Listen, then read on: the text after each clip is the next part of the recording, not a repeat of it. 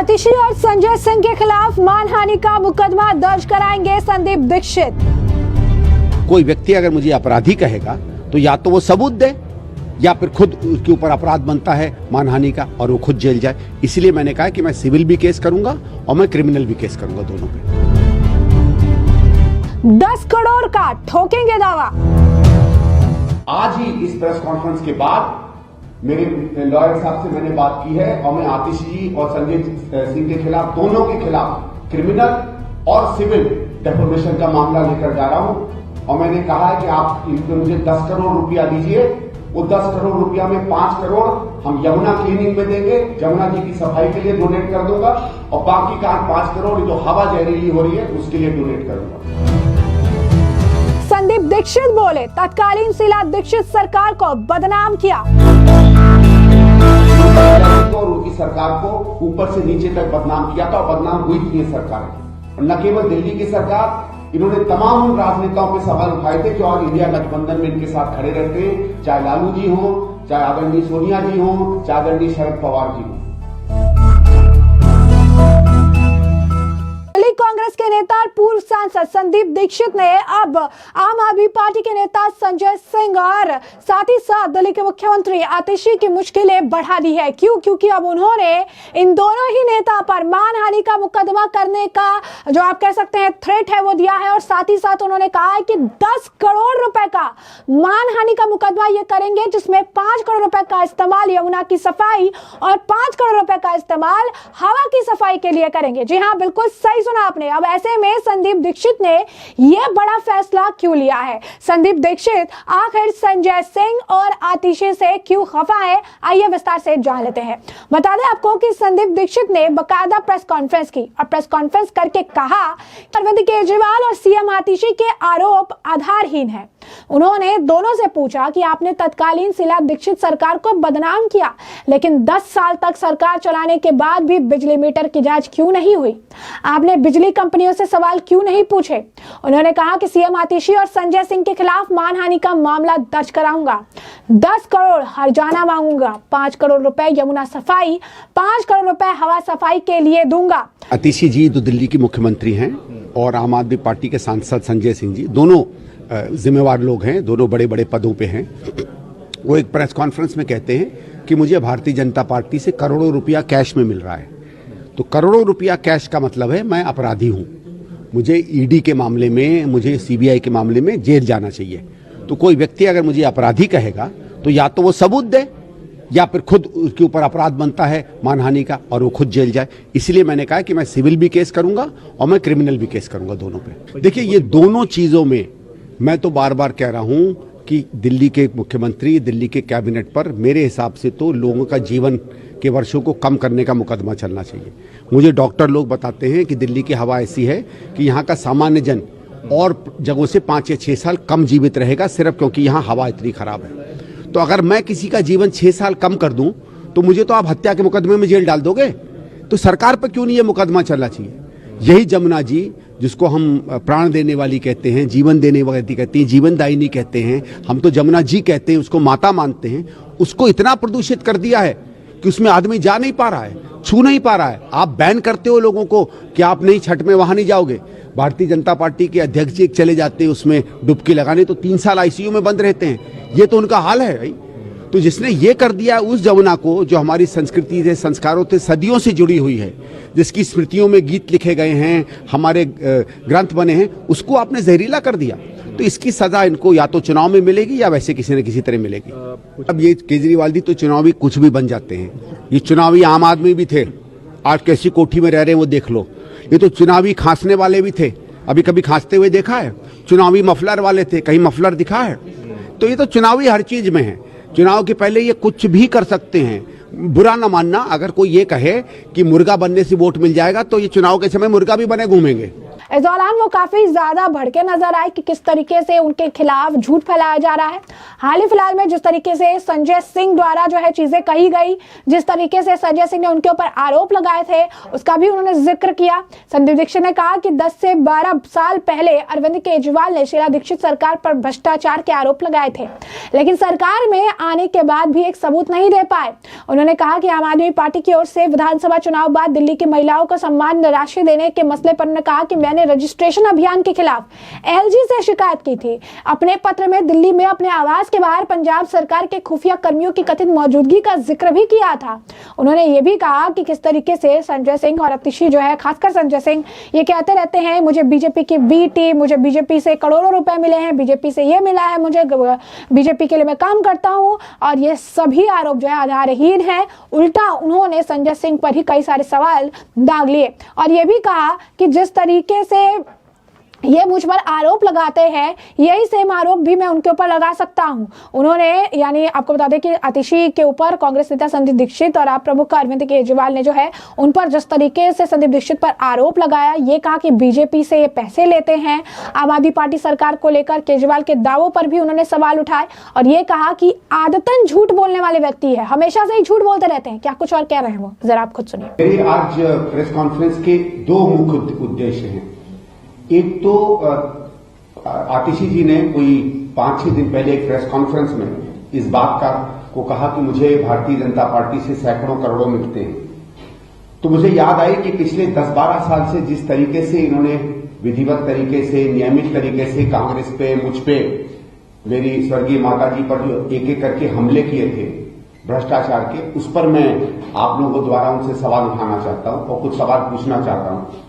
और 12-13 साल से जिन सवालों का मैं जवाब पूछ रहा हूं, उनका समय आ गया है, या तो आम आदमी पार्टी उन सवालों का जवाब दे या फिर ये सवाल कम से कम पूछने को बंद करे। दूसरा क्या है, मैंने देखा है कि 10 साल बाद जो सरकार आई है केजरीवाल साहब की, वो अपना हिसाब किताब दे रहे हैं, तो कुछ इंटरव्यूज देते हैं, कई जगहों पर बात करते हैं और उन्होंने कई आंकड़े जनता में फेंकने शुरू किए हैं कि किस तरीके का उन्होंने विकास किया है पिछले 10 सालों में। और मैं आप लोगों से थोड़ा सा समय चाहूंगा, उन्हीं के आंकड़ों को मैं उन्हीं के सामने प्रस्तुत करता हूं और ये आप लोग तय करिएगा कि क्या ये लोग कहते हैं क्या नहीं कहते। क्योंकि दिक्कत क्या है, दिक्कत ये नहीं है कि कोई सरकार अपनी बात को बढ़ चढ़ कर बताती है, तो दिक्कत है अगर सरकार सीधे सीधे झूठ बोले, और मैं तो कहूंगा आदतन झूठ बोले, तो बहुत बड़ी दिक्कत होती है। और अंत में 2-1 पॉइंट उसके बाद रहेंगे। इन्होंने, आपने देखा होगा, कोई 5-6 सीएजी की रिपोर्ट्स आई थी जो इन्होंने सार्वजनिक नहीं की, असेंबली में नहीं दी। कुछ मित्रों ने इधर उधर से उसके कुछ अंश मुझे दिखाए हैं। उन अंशों पे, उन रिपोर्ट्स पर हम लोग बाद में पीसी करेंगे क्योंकि फिर बहुत लंबा हो जाएगा। लेकिन उसके 2-1 चीजें मैं जरूर निकालकर आपको दिखाऊंगा जिससे पता चलेगा कि पिछले 10 साल में किस तरीके से इस सरकार ने अपने काम किए हैं। सबसे पहला जो एक सवाल ये बार बार करते हो, इस पे सवाल पूछना इसलिए आवश्यक है क्योंकि इस बात को लेके ये करप्शन की सारी चीजों को मोड़ते हैं। ये कहते हैं कि साहब हमारे पास एंटी करप्शन ब्यूरो नहीं है, जिस कारण से हम कुछ नहीं कर पाते। तो मैं इनसे पूछना चाहता हूं कि आपने इस देश में हल्ला खड़ा कर दिया था लोकपाल के नाम पर, तो दिल्ली में लोकायुक्त तो है। अगर आपके पास फाइलें थी, आपके पास सबूत थे, तो आप लोकायुक्त के पास क्यों नहीं गए? आपने हाईकोर्ट में चिट्ठी क्यों नहीं भेजी? आपने एलजी साहब को क्यों नहीं किया? मैं एक उदाहरण देता हूं, 2012 में जब कोल का स्कैम आया था, तो मैंने एक चिट्ठी लिखी थी सेंट्रल विजिलेंस कमीशन को, जो उसके बाद सीबीआई को गई, और जितने भी 18-20 केस कोल में चल रहे हैं वो सब केवल एक मेरे पत्र के ऊपर चल रहे हैं। आज भी उन पर केस चल रहा है। तो यही केजरीवाल के पास अगर एक पैराग्राफ का भी सबूत था, तो मैं आज पूछना चाहता हूं क्यों वो सबूत बाहर नहीं आए? ये 360 पेज का एक सबूत लेकर घूमते थे शीला जी के खिलाफ। ये कई बार लोगों ने मुझसे पूछा, इनसे पूछा, लेकिन कभी इनको प्रेस कॉन्फ्रेंस में इनसे क्यों नहीं पूछा जाता है कि वो 360 पेज क्या थे? क्योंकि मुझे विजय कुमार मल्होत्रा जी ने एक बार बताया था कि भारतीय जनता पार्टी का एक डेलीगेशन गया था जब ये मुख्यमंत्री बने थे, और इनसे कहा था कि आपके पास 360 पेज के सबूत हैं, उन सबूतों का आप क्या कर रहे हैं? तो केजरीवाल साहब ने वो सबूत सामने किए, और वो सबूत क्या थे? वो 360 पेपर की कटिंग थी। ये शायद पहला व्यक्ति होगा जो पेपर की कटिंग को बतौर सबूत प्रस्तुत करता है। मैं एक और इनसे प्रश्न पूछना चाहता हूं। आप लोगों को याद होगा जब कॉमनवेल्थ के खेल हुए थे, तो उसके बाद सीएजी की एक रिपोर्ट आई थी। एक रिपोर्ट गई थी भारत सरकार में, जो भारत सरकार के लोकसभा की पब्लिक अकाउंट्स कमेटी को गई थी, और दूसरी रिपोर्ट स्टेट असेंबली में आई थी, जो स्टेट की पब्लिक अकाउंट्स कमेटी को गई थी। उस कमेटी पे बातचीत हुई, वो कमेटी ने अपना काम पूरा नहीं किया, सरकार हट गई। उसके बाद 13 का चुनाव हुआ, फिर 15 का चुनाव हुआ। 67 में से शायद 67 विधायक लेकर ये लोग आए। स्वाभाविक है कि पब्लिक अकाउंट्स कमेटी में जितने सदस्य रहे होंगे, एक आध बीजेपी का छोड़ के बाकी सब आम आदमी पार्टी के रहे होंगे। पूछिए ना इनसे, पब्लिक अकाउंट्स कमेटी दिल्ली सरकार की उस सीएजी रिपोर्ट की रिपोर्ट कहां है? जिस सीएजी की रिपोर्ट, जिस कॉमनवेल्थ की रिपोर्ट पर ये हल्ला करते थे, उसकी एक्शन टेकन रिपोर्ट क्यों नहीं निकाली है दिल्ली सरकार ने? क्यों नहीं उन चीजों पर, उन मार्गों पर ये बात कहते हैं जिन बात पर ये बार बार इल्जाम लगा रहे थे? अभी 2 या 3 दिन पहले एक चैनल पे इन्हीं के एक वक्ता ने मुझसे कहा कि मेरे बिजनेस इंटरेस्ट है दिल्ली में। मैं आज नहीं, मैं 10 साल से इस पार्टी से कह रहा हूं, हिम्मत हो तो एक सबूत दीजिए ना। और मैं आप लोगों के माध्यम से कहता हूं, मुझे भी न्याय चाहिए, एक सबूत दिखाइए। पूरी दिल्ली में इन्होंने इस बात को फैलाया। मैं स्पष्ट करना चाहता हूं, आपने देखा होगा ये ऑरेंज रंग की जो बसें चलती हैं, पूरी दिल्ली में कहा गया है कि ऑरेंज रंग की बसें मेरी हैं। मैंने एक पत्र लिखा आज से 3-4 महीने पहले डिम्स को। मैंने कहा था, डिम्स में अगर मेरी बसें चलती हैं तो पिछले 10 साल में मुझे तो 1 रुपया किराया नहीं आया है। या तो मुझे किराया भेज दीजिए या स्पष्ट कर दीजिए बसें किसकी हैं। मेरे पास तो अभी तक डिम्स का जवाब नहीं आया। मैंने एलजी साहब को आज से 1-1.5 साल पहले पत्र लिखा और तमाम जो चीजें पब्लिक में चलती थी सबका उल्लेख करके कहा कि आप इन पे इंक्वायरी बिठाइए, क्योंकि मुझे किसी चीज का भय नहीं। मैंने एलजी साहब से रिक्वेस्ट की कि आप इंक्वायरी बिठाइए, और वो 8-10 चीजें जो कही जाती थी मेरे बारे में, सब मैंने स्पष्ट की कि एक भी अगर आपको सच मिले तो आप उसको नेशनलाइज कर दीजिएगा और मुझे जेल भेज दीजिएगा। एलजी साहब का भी उसके बाद कोई पत्र मेरे पास नहीं आया। मैं 1-2 और आपसे सवाल पूछता हूं, और आपके द्वारा केजरीवाल जी से पूछता हूं। आपको याद होगा, बिजली पर यह कहते थे कि बिजली में इसलिए रेट हाई है क्योंकि दिल्ली सरकार और बिजली कंपनियों के बीच में भ्रष्टाचार है। अगर भ्रष्टाचार था, और फिर इन्होंने कहा था कि जब हम आएंगे तो बिजली की कंपनियों का जो एकाधिकार है उसको हम हटाएंगे। यानी आप बीएससीएस नहीं किसी से भी बिजली ले सकते हो, आप एनडीपीएल नहीं किसी से भी ले सकते हो। और दोनों कंपनियों को उन्होंने भ्रष्ट बताया था कि दिल्ली की सरकार कांग्रेस की सरकार के साथ उसका मेल जोल है। जब आपकी सरकार आई तो कहां गया वो मेल जोल? एक कंपनी बताइए, एक कदम बताइए जिसमें आपने इन कंपनियों पर एक भी सवाल उठाया हो। इन्होंने कहा था कि भ्रष्टाचार है जिस कारण से रेट हाई है। और पता नहीं आप में से लोगों को याद होगा कि नहीं कि 2013 में इनका यह वायदा नहीं था कि हम सरकार से सब्सिडी देंगे। इनका वायदा था कि यूनिट रेट कम होगा, क्योंकि भ्रष्टाचार है इसलिए रेट कम है। 1 पैसा भी वो रेट कम नहीं हुआ। ये सवाल इनसे पूछने पड़ेंगे, क्योंकि इन्हीं सवालों को लेकर इन्होंने शीला जी को और उनकी सरकार को ऊपर से नीचे तक बदनाम किया था, और बदनाम हुई थी ये सरकार। और न केवल दिल्ली की सरकार, इन्होंने तमाम उन राजनेताओं पे सवाल उठाए थे जो आज इंडिया गठबंधन में इनके साथ खड़े रहते हैं, चाहे लालू जी हों, चाहे आदरणीय सोनिया जी हों, चाहे आदरणीय शरद पवार जी हों। ये मैं इसलिए पूछना चाहता हूं आपसे सवाल कि कोई तो इनसे जाके पूछे कि इतना बड़ा जो झूठ का शगुफा आप फैला रहे थे, इसके पीछे के तथ्य क्या थे तब और आज? कितने बिजली के मीटर इनको तेज दौड़ते हुए मिले?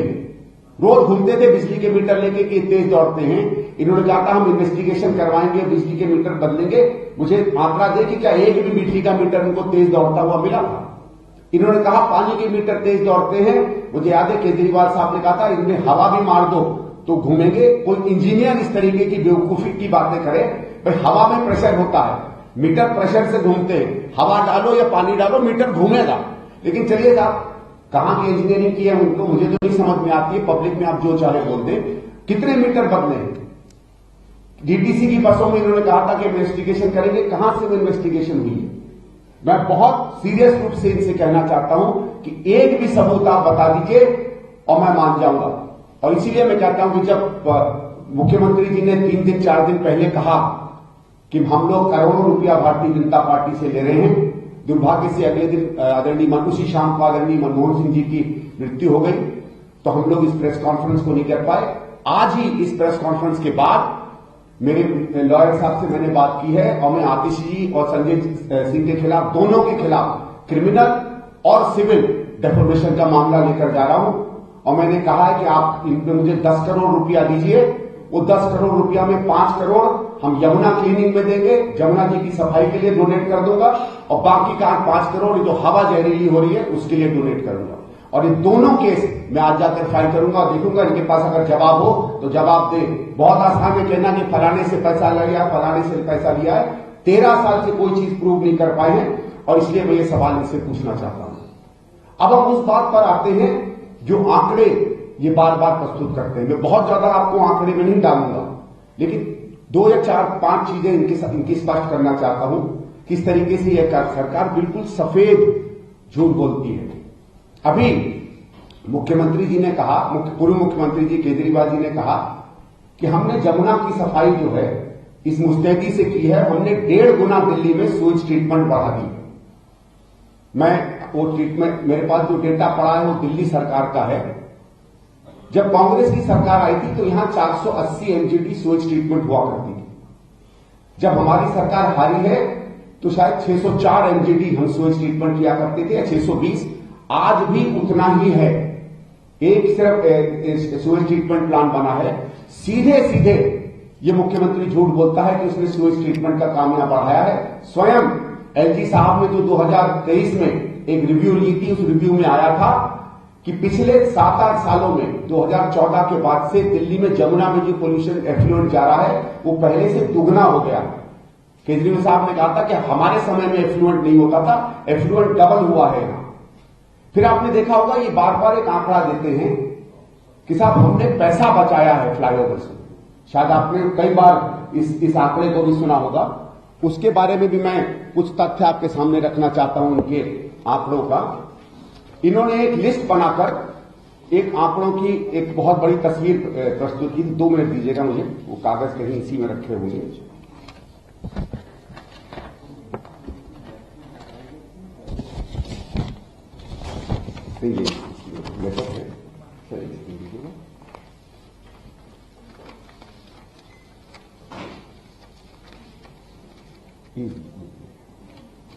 इन्होंने ये इश्तहार भी पब्लिश किया और ये इसमें दिखाया। मैं थोड़ा सा इसको पढ़ना चाहता हूं 2 मिनट, उसके बाद आप चाहेंगे तो ये डेटा आपके साथ में शेयर कर सकता हूं। इन्होंने बताया कि साहब मधुबन से मुकरबा चौक का जो फ्लाईओवर था वो शीला दीक्षित जी ने 422 करोड़ में उसका पैसा तय किया। मैं ईमानदार हूं, मैंने उसको 297 करोड़ में बनवा दिया। इसी तरह उन्होंने कहा कि मंगोलपुरी से मधुबन चौक का 423 करोड़ का शीला जी ने एस्टीमेट किया। मैं ईमानदार हूं, मैंने उसे 323 करोड़ में बनवा दिया। उसी तरह विकासपुरी से मीराबाग में 560 करोड़ का था, 460 करोड़ में बनवा दिया। ऐसे करके इन्होंने 5-7 बड़े उदाहरण दिए और बार बार हमारे मुख्यमंत्री जी इनका उदाहरण देते हैं। और मैं आपके सामने वो डेटा प्रस्तुत करना चाहता हूं जो पीडब्ल्यूडी की वेबसाइट से हम लोगों ने उतारा है, जो इसके आंकड़ों की सत्य की हकीकत आपके सामने रख देगा। ये शीश महल तो बहुत दिनों से लोगों के चर्चा में है और ये इसीलिए भी विदेश खास बन जाता है कि ये वो आदमी था जिसने कहा था कि मैं मतलब घर तक नहीं लूंगा सरकार से, सामान्य जीवन जीना चाहिए। अपने आप को आम आदमी कहते थे। और ये कैसा आम आदमी भाई? मैंने तो बहुत से मुख्यमंत्री के घर देखे हैं। मैं एक मुख्यमंत्री के घर में रहा हूं। मैं कई महाराष्ट्र में मैंने मुख्यमंत्री का घर देखा है, भोपाल में देखा है, रायपुर में देखा है, दक्षिण भारत में देखा है। ऐसा आलीशान इमारत, ऐसा होटल, ऐसा महल तो मैंने कहीं नहीं देखा। तो जिस चीज में केवल अय्याशी दिखती हो, अब अय्याशी वाले घर में तो अय्याशी रहते हैं, चलो मैं किसी को अय्याश नहीं कहूंगा। मैंने वो रिपोर्ट देखनी शुरू की तो अय्याश शब्द तो मेरे दिमाग में था ही। उसके साथ साथ मनीष जी जिस शराबी स्कैम में गए थे और ये खुद जिस शराब के चक्कर में जेल गए थे, वो 2 शब्द भी मेरे मन में थे। तो पढ़ते पढ़े मेरी आंख पड़ी मिनी बार पे कि इनके निवास में एक मिनी बार बना है। अब आप बताइए मिनी बार किस लिए बनाया जाता है? मैं बार बार पूछ रहा हूं ना, मिनी बार में क्या आदमी कोका कोला पीता है या लस्सी पीता है या जलजीरा पीता है? क्या पीता है मिनी बार में? और अगर सामान्य चीज पीता तो उसको मिनी बार नहीं कहते। तो इस मुख्यमंत्री ने अपने घर में मिनी बार क्यों बनवाया? एक तो सरकार के पैसे का दुरुपयोग है और इससे ज्यादा अनैतिक तो कोई चीज हो नहीं सकती। इसलिए मैंने इसका उल्लेख किया कि अब दिख जाता है ये लोग क्यों मुख्यमंत्री बने थे, अय्याशी के लिए ना। देखो हमारा तो यही टिप्पणी है कि अगर ये देना था तो पहले क्यों नहीं? आज से क्या 2-3-4 साल पहले जो ग्रंथी थे या जो पुजारी थे बहुत मजे में थे क्या, जो उनको उस समय आपकी मदद की जरूरत नहीं थी? आपने इसलिए उनकी मदद के कारण उनके बारे में नहीं सोचा। आपको उनके वोट चाहिए। आपको लगता है कि वो मंदिरों में और गुरुद्वारों में आपका प्रचार प्रसार करेंगे। आप पंडितों को, मंदिर के पुजारियों को, ग्रंथियों को अपना कार्यकर्ता बनाना चाहते हो, इसलिए ये करना था। इसके पीछे और कुछ नहीं है। जिसको भगवान की कृपा की जरूरत हो, भगवान की कृपा तो सब पर है। भगवान की कृपा तो कर्म करने से आती है, पैसा बांटने से नहीं। ईश्वर जो है कर्म का फल देता है, ईश्वर पैसे बांटने का फल नहीं देता, ये याद रखिएगा। और पैसा वो भी अपनी जेब से दो। भगवान के मंदिर में हम अपनी जेब से चढ़ावा देते हैं, सरकारी खजाने का चढ़ावा नहीं देते हैं। ये सरकारी खजाने का चढ़ावा है। तो जैसा कि आपने सुना, उन्होंने कहा कि आम आदमी पार्टी के प्रमुख अरविंद केजरीवाल जो है वो एक आदतन झूठे व्यक्ति है, संजय सिंह झूठे व्यक्ति हैं। और अगर उन्हें इतनी बहस करने की इच्छा है कि 10 सालों में शीला दीक्षित के वक्त में क्या काम हुए, 10 सालों में शीला दीक्षित ने किस तरीके से चीजें की है और 10 सालों में अरविंद केजरीवाल ने क्या काम किए हैं, तो मैं उन्हें सार्वजनिक तौर पर बहस की चुनौती देता हूं। अगर इसे स्वीकार करेंगे तो फिर हम इस पर बातचीत करेंगे और बहस करेंगे। इस दौरान संदीप दीक्षित जो है काफी ज्यादा भड़के नजर आए। उन्होंने कहा कि किस तरीके से जो है वो मानहानि का ये मुकदमा दर्ज कराएंगे संजय सिंह पर, आतिशी पर। क्योंकि उन्होंने कहा कि 5-6 दिन पहले दिल्ली की सीएम आतिशी ने भी ये कहा था कि मैं बीजेपी से बड़ी रकम ले रहा हूं। पिछले 10-12 सालों में उन्होंने कांग्रेस, मुझे और मेरे परिवार को निशाना बनाया। मेरे पास पिछले 10-12 साल से आम आदमी पार्टी से पूछने के लिए कई सारे सवाल है, जिनके जवाब तो वो देते ही नहीं है। यही नहीं, उन्होंने ये भी कहा कि शीला दीक्षित के खिलाफ 360 पन्नों का सबूत लेकर घूमते थे केजरीवाल। और जब उनसे बीजेपी ने भी इसके बारे में पूछा, जब उनसे इस पर सबूत मांग की गई, तो वो पहले मुख्यमंत्री होंगे जिन्होंने सबूत के नाम पर 360 पन्नों के जो है पेपर के कटआउट्स जो है उनके सामने रख दिए। और ये बहुत ही ज्यादा, अगर आप कहेंगे कि अजीब वाकया था। उन्होंने ये भी कहा कि किस तरीके से इस प्रेस कॉन्फ्रेंस के बाद जो है मैं सीएम आतिशी और संजय सिंह के खिलाफ आपराधिक और दीवानी मानहानि का मुकदमा दायर करूंगा और कहूंगा कि मुझे 10 करोड़ रुपए दे। मैं यमुना की सफाई के लिए 5 करोड़, दिल्ली में प्रदूषण को निपटाने के लिए 5 करोड़ रुपए जो है दान करूंगा। तो ऐसे में आपने देखा और सुना कि किस तरीके से संदीप दीक्षित जो है इस वक्त काफी ज्यादा भड़के नजर आए। उन्होंने संजय सिंह और आतिशी और साथ ही साथ अरविंद केजरीवाल पर जमकर निशाना साधा और आतिशी और संजय सिंह पर मानहानि का मुकदमा दर्ज कराने की भी बात कर दी और कहा कि 10 करोड़ रुपए हर्जाना वसूल करूंगा। तो ऐसे में हमने आपको जो पूरा मामला है विस्तार से बताया कि ये पूरा मामला क्या है और इस मामले पर अब आपकी भी जो राय हो हमें कमेंट सेक्शन में कमेंट करके जरूर से जरूर साझा करिएगा। धन्यवाद।